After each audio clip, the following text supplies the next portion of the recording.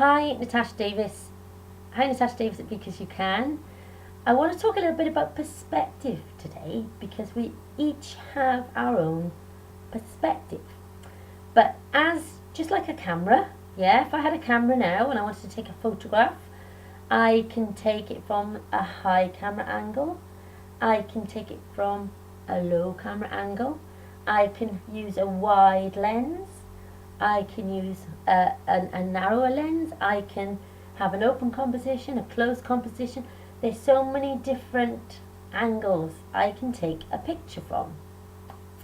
So when it comes to perspective, if we always stand in our own perspective, we never get an opportunity to see all of the other ways that we could be looking at something, okay?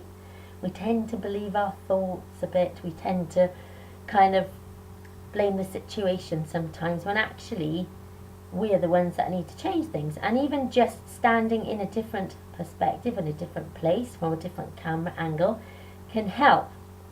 So, for example, I'm stood here, my perspective.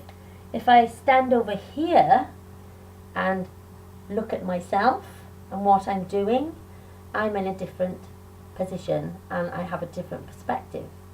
If I stand back here and look at what I'm doing, I'm in a different position. I have a different perspective. If I go really close here, I'm stood in a different position, a different perspective. I could be stood up on a chair up there and I can see from a different angle. I can be standing in someone else's shoes. I can be looking at how would other people view this situation. I can look at lots of different people and how they would each view it differently, because people only see things from their own perspective. So if you're stuck in your own perspective, you're not seeing all the possibilities and you're not seeing the bigger picture of what's going on. If I get my camera and I take a picture of a small part of the horizon, I'm missing so much more, okay? So that's why I wanted to talk a little bit about perspective for you. So if you're thinking a particular way about something, have a little go at, sitting in someone else's shoes, or standing in someone else's shoes rather, or moving around a bit so you can watch yourself and what you're doing.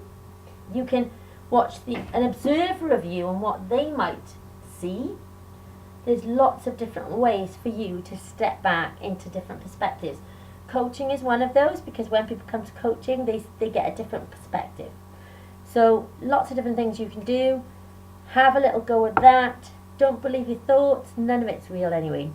But have a little play around with a perspective kind of thing and see what kind of interesting ideas you come up with about your own situation and where you are in life.